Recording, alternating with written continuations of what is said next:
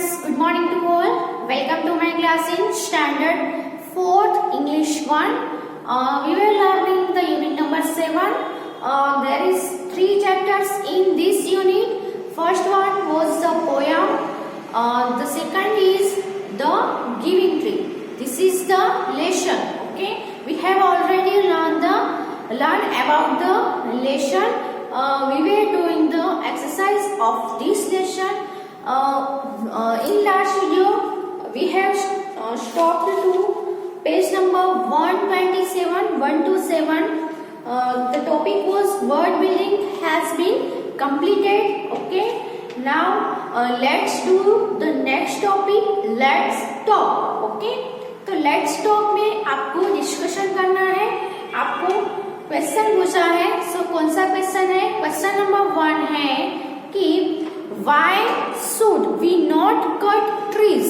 हमें ट्रीज को कट क्यों नहीं करना चाहिए. ओके, तो यहाँ पे ये जो चैप्टर है वो आपको पता है कि ये जो चैप्टर है वो कौन सा है? ट्री का है ना, द गिविंग ट्री. तो उसमें हमने सीखा कि ट्री है वो क्या क्या गिव करता है, सब कुछ गिव कर देते हैं मेन को, है ना. यहाँ पे तो एक बॉय की बात थी, लेकिन हम जनरली देखने जाए तो ट्रीज है वो हमें बहुत कुछ देते हैं, हमें बहुत यूजफुल होते हैं. ओके, तो हमें कट क्यों नहीं करना चाहिए? तो इसीलिए कट नहीं करना चाहिए क्योंकि सबसे इम्पोर्टेंट हम देखें तो जो ट्रीज है वो ऑक्सीजन रिलीज करते हैं, है ना. सो हमें जिंदा रहने के लिए, हमें सांस लेने के लिए जो हमें चाहिए वो कौन सा गैस है? ऑक्सीजन गैस है, जो हम ब्रेथ इन करते हैं, है ना. तो सांस लेने के लिए हमें ऑक्सीजन बहुत ही जरूरी है. सो सबसे पहले ट्रीज है वो हमें ब्रेथ इन करने के लिए क्या देते हैं? ऑक्सीजन गिव करते हैं. उसके अलावा हम देखें तो ट्रीज है वो हमें वुड देते हैं. वुड की मदद से हम बहुत सारे थिंग्स है वो बना सकते हैं, जैसे कि फर्नीचर है. फर्नीचर में cupboard, bed, benches, table, chair, सब कुछ जो फर्नीचर वुड से बना होता है वो सब कुछ हमें ट्री के द्वारा मिलता है. फिर ट्रीज हमें फ्रूट्स देते हैं जिससे हमें बहुत सारे विटामिन भी मिलते हैं. हमें वेजिटेबल्स देते हैं जिससे हम सब्जी बना के पका के हम खाते हैं. ओके, उसके अलावा जो ट्रीज है उसकी जो लीव्स है वो भी बहुत ही यूजफुल होते हैं. कई ट्रीज है वो एज अ मेडिसिन, ये जो दवाइयाँ बनती है वो सब मेडिसिन है वो हमें ट्रीज से ही मिलती है. ये ट्रीज की हेल्प से ही हम मेडिसिन बना सकते हैं. उसके अलावा देखें तो कई जगह पे हाउस बनाते हैं, है ना. तो बड़े बड़े हाउस वुडन के बनाने हैं तो हमें बहुत सारा वुड चाहिए, तो वो सब ट्रीज गिव करते हैं. फिर देखें तो जो बोट है ना, फिर सीप है, तो ये जो सभी चीजें हैं वो भी वुड से बनाई जा सकती है. सो ट्रीज है वो हमें बहुत ही हेल्पफुल होते हैं. उसके अलावा हम देखें तो ट्रीज जहाँ पे बहुत सारे ट्रीज हो वहां पे एयर है वो क्लीन प्योर रहती है ना. तो हमें जो एयर है हम उसको क्या करते हैं? बहुत ही पॉल्यूटेड करते हैं, पॉल्यूशन भर देते हैं. तो ये जो पॉल्यूशन है अर्थ पे, पॉल्यूशन कम करने के लिए ट्रीज है वो बहुत ही हेल्पफुल होते हैं. फिर मेन जो चीज है वो क्या है? पानी. पानी के बिना कोई भी नहीं रह सकता. तो पानी हमें कहाँ से मिलता है? बारिश से, है ना, रेन से. तो ये जो रेन है वो रेन को लाने में ट्रीज है वो बहुत ही हेल्पफुल होते हैं. फिर उसके अलावा देखें तो सोइल इरोजन, सोइल का जो हम जिसको बोलते हैं धुआं, है ना, सोइल का इरोजन स्टॉप करने के लिए जो ट्रीज है वो बहुत ही हेल्पफुल होते हैं. तो बहुत सारी हेल्प है वो ट्रीज हमें करते हैं. इसीलिए हमें ट्रीज को कट नहीं करना चाहिए. अगर ट्रीज को हम कट कर देंगे तो हमें ना तो प्योर एयर मिल सकेगी, ना तो हमें पानी मिलेगा, ना हमें ऑक्सीजन मिलेगा, और ना ही हमें मेडिसिन मिलेगी, ना ही हमें वुड मिलेगा. और हमें लाइफ है, अपना जो जीवन है बहुत ही इम्पोर्टेंट है। सो हम सबको ट्रीज का इम्पोर्टेंट समझना चाहिए और ट्रीज को कट करने से रोकना चाहिए। और अगर ट्रीज को कट करने की जरूरत पड़ती है ये सब चीजें पाने के लिए, तो हमें क्या करना चाहिए, हमें बहुत सारे ट्रीज को ग्रो करना चाहिए। अगर हम एक ट्री कट कर रहे हैं तो हमें उसकी डबल ट्री है उसको ग्रो करना चाहिए, जिससे ट्रीज है वो कम ना हो जाए और हमारी जो पृथ्वी है, पूरी अर्थ है, वो पोल्यूशन से भर ना जाए, है ना। सो यहाँ पे जो क्वेश्चन है why should we not cut trees, तो समझ में आया आपको ट्रीज क्यों नहीं कट करना चाहिए, क्योंकि ट्रीज हमारे लिए बहुत ही इम्पोर्टेंट है, इसलिए। सेकंड है at the end of the play only the stump of the tree is left. तो ये जो प्ले था द गिविंग ट्री, ये जो प्ले था, है ना, एक लेसन था, तो उसके एंड में क्या होता है, ट्री है वो पहले जो वो बॉय होता है उसको फ्रूट्स देता है, फिर अपनी ब्रांचेस दे देता है, फिर अपना ट्रंक दे देता है, और लास्ट में ट्रंक के नीचे का जो थोड़ा सा भाग स्टम्प बच जाता है ना। तो एंड में क्या होता है, स्टम्प है वही लेफ्ट रहता है, बच जाता है। तो find out if it will grow into a tree again. तो क्या आपको लगता है कि ये जो सिर्फ स्टम्प बच गया था, है ना, पूरा ट्री तो क्या हो गया था, कट हो गया था। ओके,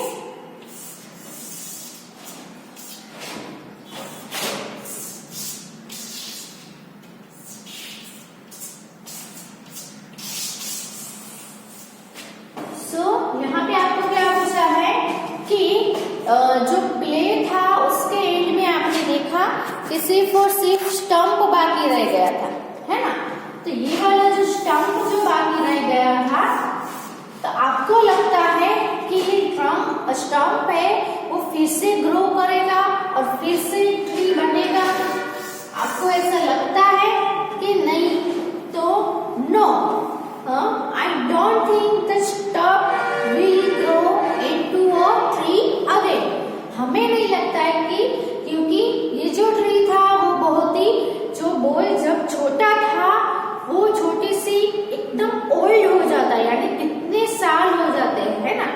तो ट्री के भी उतने साल ओल्ड होगा ना, तो ट्री भी बहुत ही पुराना था, इसीलिए यहाँ तक कट हो जाने के बाद मुझे नहीं लगता या फिर हमें नहीं लगता कि ये जो स्टम्प है वो फिर से ट्री में ग्रो कर पाएगा।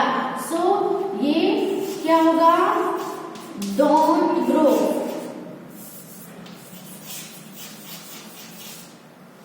ओके, ग्रो नहीं कर पाएगा, कर पाएगा नहीं कर पाएगा, है ना।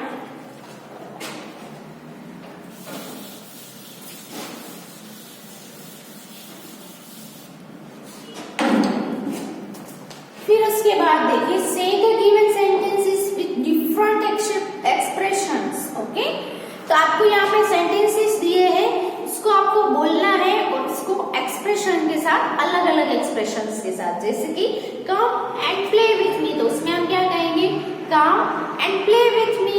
ऐसे आपको भी अलग अलग एक्सप्रेशंस देकर ये जो सभी सेंटेंस है वो बोलने हैं। सेकंड है I want to buy thing and have fun.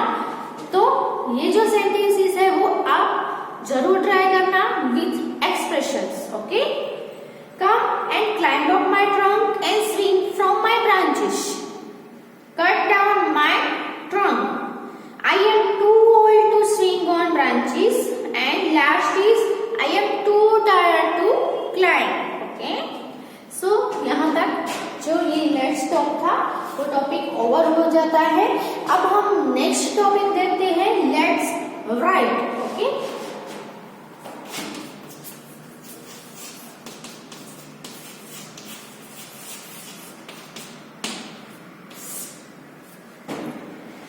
तो इसमें क्या करना है, write this sentences in the correct order, also choose the right word from the box and add it before each sentence, remember to put a comma after it, for example finally. Okay, तो ये जो ऐसी exercise हमें आगे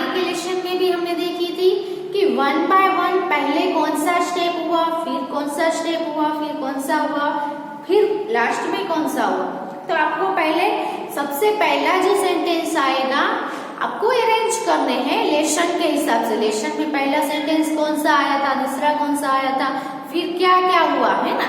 आप कहीं पे भी जाते हो तो आप किसी को बोलते हो, जैसे कि आप मेले में गए थे और घर पे आके किसी को बताते थे कि मैंने पहले मेले में ये किया, फिर ये किया, फिर वो किया और लास्ट में हमने ये किया और फिर वापस आ गए, है ना। तो one by one step by step आप अपना जो कहीं पे भी विजिट किया होता है उसका आप डिस्क्राइब करते हो। वैसे ही ये लेसन में जो आए हैं सेंटेंस वो वन बाय वन आपको अरेंज करने हैं लेसन के हिसाब से। तो पहले आया हो तो यहाँ पे ब्रैकेट में जो है वो देख लेते हैं, first, then, after that and finally. तो फर्स्ट यानी पहले क्या हुआ, देन यानी बाद में क्या हुआ, आफ्टर दैट यानी उसके बाद क्या हुआ और फाइनली यानी छेल्ले लास्ट में क्या हुआ वो आपको बताना है। ओके, तो पहले ब्रैकेट लिख देते हैं।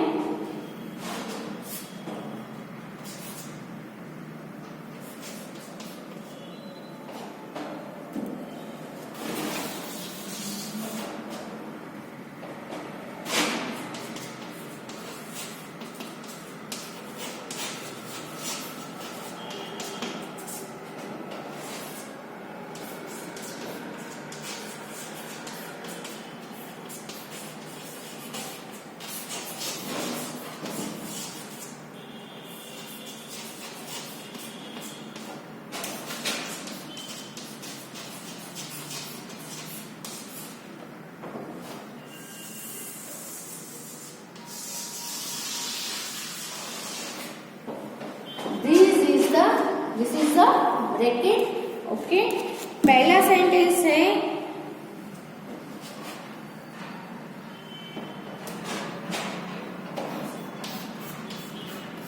It gave him its branches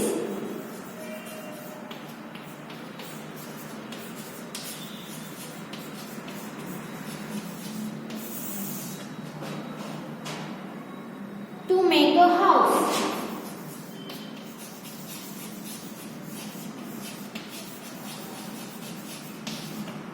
Okay.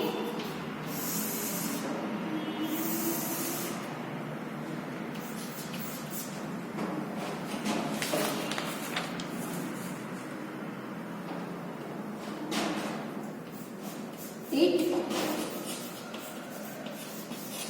asked him to sit on a stump.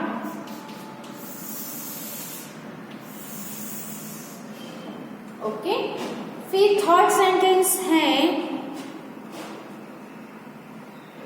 यहाँ पे ऑन द स्टम्प है। फिर नेक्स्ट सेंटेंस है it gave him its trunk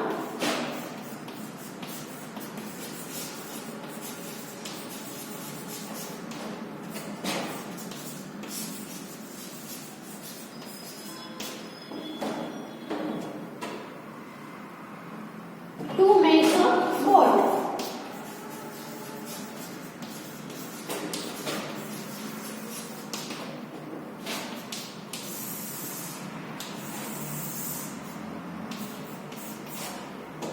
उसके बाद है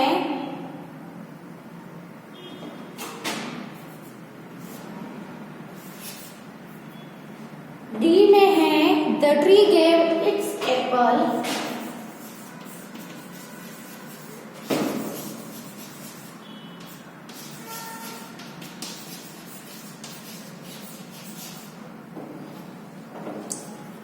to the boy.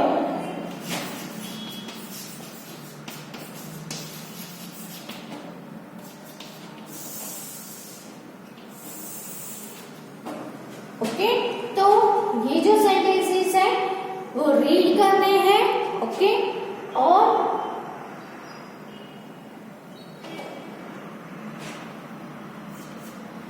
सबसे फर्स्ट फिर देन, फिर आफ्टर दैट और फिर फाइनली यूज करना है फर्स्ट, यानी कि फर्स्ट है वो कौन से सेंटेंस में हम फर्स्ट यूज करेंगे। ओके, तो ये जो सभी सेंटेंसेस है इसमें सबसे पहले क्या होता है, पहले देखो it gave him its branches to make a house. उसने अपनी जो ब्रांचेस थी, शाखाएं थी, उसको हाउस बनाने के लिए, घर बनाने के लिए दे दी। दूसरा है it asked him to sit on the stump, फिर उसने स्टंप पे बैठने के लिए बोला। फिर it gave him its trunk to make a boat, उसने अपना ट्रंक है वो बोट बनाने के लिए दे दिया। फिर the tree gave its apple to the boy, tree ने अपने एप्पल है वो बॉय को दे दिए। तो सबसे पहले हम देखें तो पूरा ट्री होता है ना, पूरे ट्री में से सबसे पहले उसने फ्रूट दे दिए थे, फिर अपनी जो ब्रांचेस थी वो दे दी थी, फिर अपना ट्रंक था वो दिया था, और लास्ट में जो स्टंप बचा था थोड़ा सा पार्ट जो उसमें उसने क्या बोला, रेस्ट करने को बोला है ना। तो सबसे पहले क्या जाएगा, फ्रूट, फिर ब्रांचेस जाएंगे, फिर ट्रंक जाएगा और लास्ट में स्टंप आएगा। तो ये जो चारों है उसमें से सबसे पहले फ्रूट का वो फर्स्ट वाला क्या आएगा, फ्रूट वाला, यानी कि एप्पल्स देता है वो। तो सबसे पहले क्या गिव करेगा वो, एप्पल्स है ना, एप्पल है वो फ्रूट है, सबसे पहले फ्रूट आएगा, फ्रूट दिए थे। तो फर्स्ट है वो हम चौथे सेंटेंस में यूज करेंगे फर्स्ट। फिर आपको क्या करना है, यहाँ पे कोमा करना है, कोमा करना भूलना मत, फर्स्ट के बाद कोमा, फिर पूरा जो सेंटेंस है वो लिख देना है।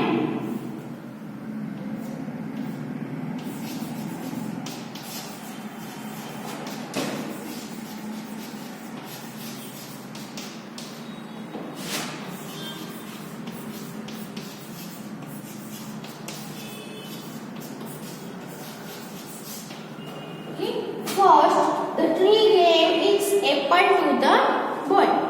फिर फ्रूट चले गए, फिर क्या जाएगा, ट्रंक जाएगा। नो, ट्रंक से पहले इसकी जो ब्रांचेस थी है ना, वो ब्रांचेस जाएगी। तो ब्रांच वाला कौन सा है सेंटेंस, ये रहा ब्रांचेस, तो ये आएगा सेकंड। सेकंड में हमें क्या यूज करना है, दूसरा हमें देन, फिर थर्ड नंबर पे आफ्टर दैट यूज करना है, और 4 नंबर पे फाइनली यूज करके लिखना है। तो फर्स्ट, उसके बाद क्या आएगा, देन, देन में क्या आएगा, ब्रांचेस, 2 नंबर पे ब्रांचेस। सो देन, फिर कॉमा करना है और फिर सेंटेंस लिखना है, it gave him its branches to make a house. Okay, understood? फिर हमें क्या यूज करना है, आफ्टर दैट। अब फ्रूट गया, ब्रांचेस गई, ब्रांचेस के बाद स्टंप आएगा, फिर ट्रंक आएगा, ट्रंक आएगा है ना। तो ट्रंक वाला कौन सा है, ये रहा है ना ट्रंक। तो 3 नंबर पे आएगा ट्रंक, यहाँ पे हम आफ्टर दैट यूज करेंगे। तो आफ्टर दैट फिर कोमा करना है, फिर लिखना है, it gave him its trunk to make a boat.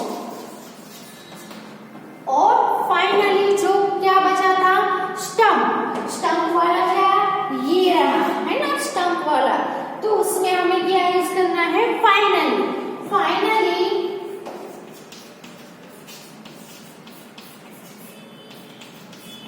It asked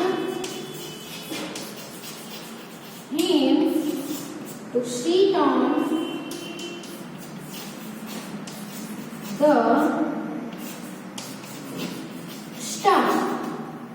okay. So 1 by 1 लिख लो अपनी बुक में, और आपको अलग से चारों सेंटेंस लाइन में लिखते हैं तो भी हम लिख सकते हैं। आप अपनी बुक में ये लिख लो आंसर्स।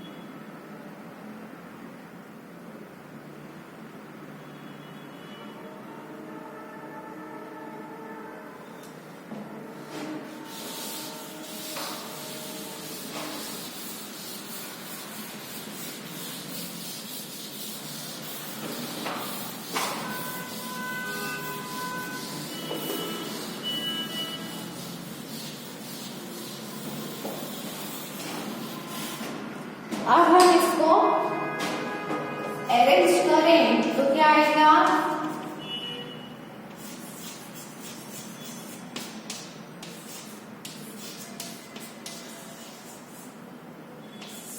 ओके। तो पहले फर्स्ट वाला जो सेंटेंस है वो क्या आएगा, फर्स्ट, फिर कॉमा करना है, फिर the tree gave its Apple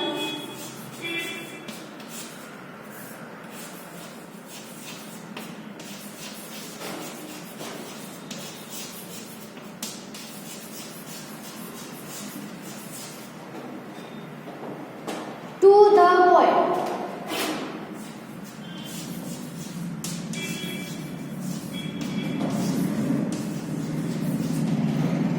Okay? फिर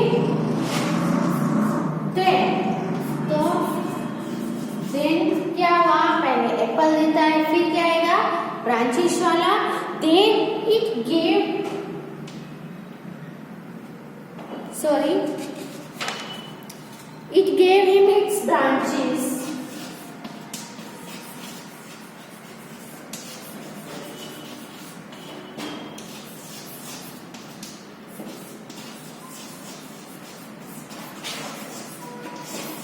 To make the house.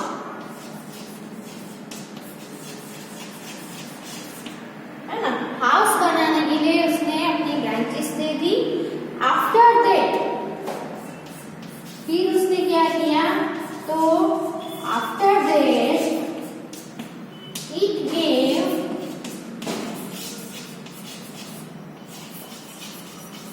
him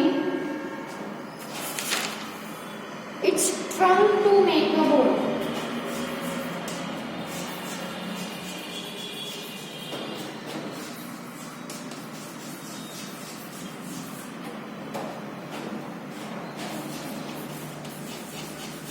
फिर उसने बोट बनाने के लिए अपनी ट्रंक दी, और फाइनली उसने क्या किया, तो फाइनली में क्या आएगा, स्टंप आएगा। Finally it asked him to C,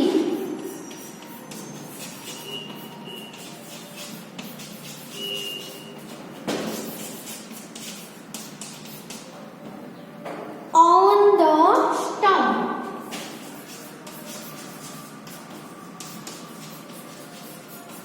finally वो ट्री क्या करता है, वो जो ओल्ड मैन था उसको अपने स्टंप पे बैठने के लिए पूछता है ना। सो ये हमने लाइन में अरेंज किया one by one. First the tree gave its apple to the boy, then it gave him its branches to make the house, after that it gave him its trunk to make a boat, and finally it asked him to sit on the stump. Okay, so लिख लो अपनी book में, और ये coma करना भूलना मत, coma करने के बाद ही लिखना स्टार्ट करना है। ओके, तो ये आपको नोटबुक में लिखना है।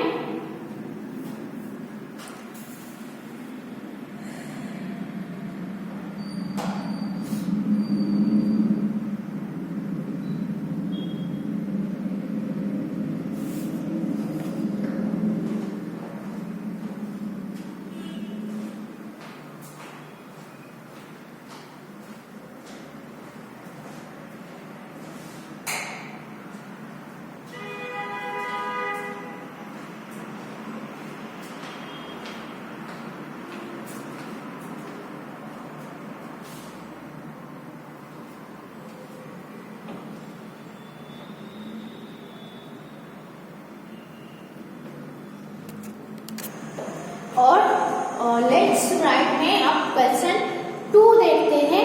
उसमें क्या करना है, तो work in a group and decide the things that you can do to help your grandparents और एनी ओल्ड पर्सन। ओके, तो यहाँ पे आपको क्या करना है कि आपको लिखना है कि आपके ग्रैंड पेरेंट्स, आपके ग्रैंडफादर यानी दादा, ग्रैंड मदर यानी दादी, आपके जो ग्रैंड पेरेंट्स हैं, यानी दादा दादी हो या नाना नानी हो, है ना, या तो फिर कोई भी घर में ओल्ड पर्सन हो या बाहर भी कोई भी ओल्ड पर्सन हो, तो आप उसको कैसे हेल्प करेंगे। तो now right 5 of this things that you will do. तो उसमें से आप कोई भी 5 थिंग्स लिखे जिससे आप अपने ग्रैंड पेरेंट्स को या कोई भी ओल्ड पेरेंट्स को हेल्प कर सकते हो, है ना। तो आपको पता ही है कि जो ग्रैंड पेरेंट्स होते हैं उसकी एज है वो ओल्ड हो जाती है ना, इसीलिए वो अपना काम है वो ठीक से नहीं कर पाते हैं। सो हम उनको हमारी हेल्प की जरूरत रहती है, तो हमें उनको हेल्प करना चाहिए। ओके, तो कैसे हम हेल्प करेंगे। सो क्या करना है, यहाँ पे मैं पॉइंट्स लिख रही हूँ। तो पोलाइटली हमें हमारे जो ग्रैंड पेरेंट्स है उनसे पोलाइटली टॉक करना चाहिए। ओके,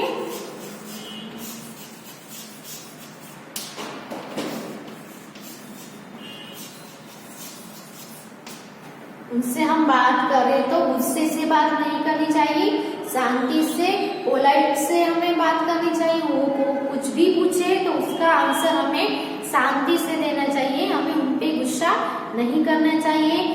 फिर help in cooking,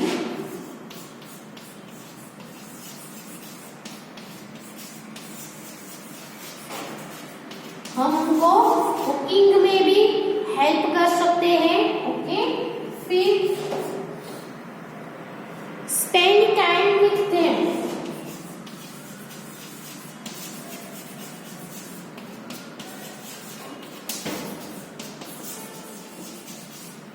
okay.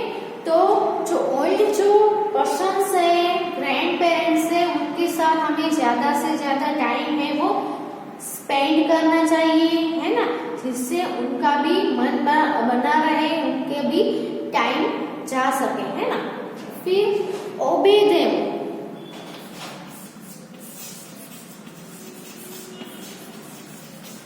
Okay, उनको ओबे करना चाहिए, यानी कि वो कुछ भी बोले तो उनके जो ऑर्डर्स हो, उनके जो बातें हैं उसको ओबे करना चाहिए, यानी कि फॉलो करना चाहिए। ओके, सुननी चाहिए और वो जो कहे ऐसा हमें करना चाहिए। Go for walk with them,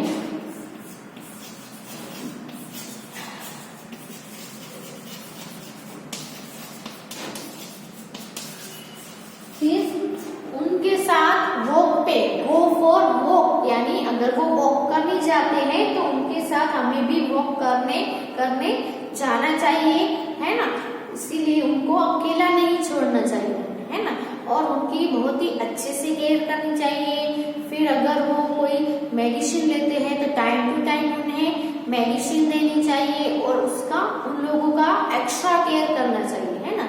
okay, तो अगर वो चल नहीं पाते हैं तो उनको सहारा भी देना चाहिए। तो आप कुछ भी कर सकते हैं आपके ग्रैंड पेरेंट्स के लिए। ओके, तो ये जो पॉइंट्स है वो मैंने लिखे हैं, उनके अलावा आप कोई भी कुछ भी थिंक करते हो तो जरूर आप इसमें पॉइंट है वो ऐड कर सकते हो। Okay, so right it in your book. And ये जो वीडियो है यहाँ पे स्टॉप करते हैं, आगे का लेसन है, आगे हम नेक्स्ट वीडियो में कंटिन्यू करेंगे। Okay, thank you and right it in your notebook.